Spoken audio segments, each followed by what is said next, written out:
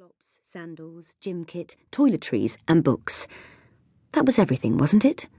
And frankly, if it wasn't, she could always borrow something from her clothes-obsessed friend Zoe, who would no doubt have taken enough outfits to last a month. Charlie had been so busy at work that she had left packing until the last minute.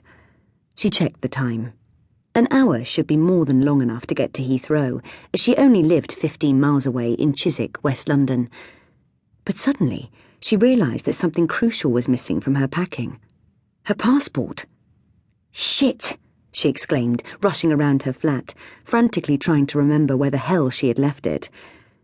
She wasted over half an hour until she located it in her handbag, where she had put it for safekeeping. Now she was cutting it fine.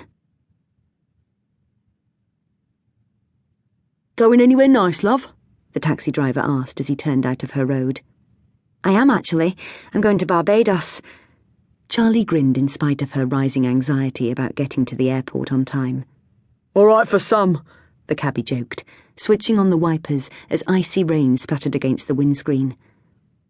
In spite of the heat blasting out in the taxi, Charlie shivered and turned up the collar of her fake fur leopard print coat. It was mid-January and bitterly cold. The UK was in the grip of a big freeze, which felt as if it was never going to lift. The trip to Barbados, to the exclusive 5-star Sandy Lane resort, had come at the perfect moment. What a way to beat the January blues.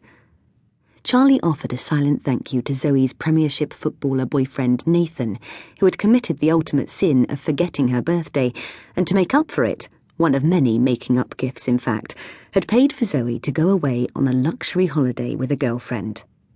Charlie, who always liked to pay her way, had offered to pay for half, but Nathan just looked at her and said, "Charlie, I earn 100 grand a week. Relax. Make me one of your wicked curries when you get back and we'll call it quits." She gave up trying to argue. A Thai chicken curry for a 5-star holiday had to be the best bargain ever. "Plus, you can go out for dinner with Kyle." Now this was a deal-breaker. Kyle was one of Nathan's teammates. There was no way she was going on a date with him. She had a strict no-footballer policy ever since a disastrous 5-month relationship with Aaron, a player from West Ham, to be known ever more as Total Fucking Bastard, or TFB. "I don't go out with footballers, ever again, remember?" "Shit, sorry Charlie, I forgot," Nathan had said quickly. "The curry it is then." "I've seen you on the TV, haven't I? You're really good." The cabbie interrupted her thoughts. She was sure he had been about to say, "for a woman." Since landing her dream job as a sports news presenter a year ago on the digital channel Total Sport, this often happened to Charlie.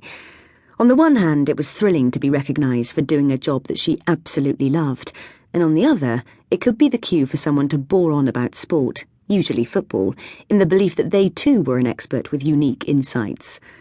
The cabbie was one of them. He launched into a 10-minute rant about the state of the Premiership, FA, and the England squad.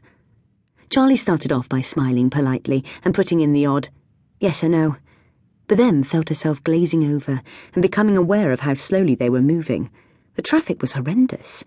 At this rate, she would miss the flight and lose the chance of the first proper holiday she'd had in over 3 years. Why hadn't she packed the night before, instead of rushing to get everything done at the last minute? She was an idiot. She could just imagine Zoe waiting for her in departures, wanting to kill her. And in a minute, she would kill the taxi driver who was jabbering on at her about where he thought Chelsea were going wrong. He hadn't drawn breath since he began his rant. She couldn't bring herself to check the time. But then, alleluia, he finally stopped talking and turned off the motorway and headed towards the drop-off point at Heathrow's Terminal 3. Charlie leapt out of the taxi as soon as he pulled up, practically dancing on the spot in frustration while he lifted her suitcase out of the boot in what seemed like slow motion.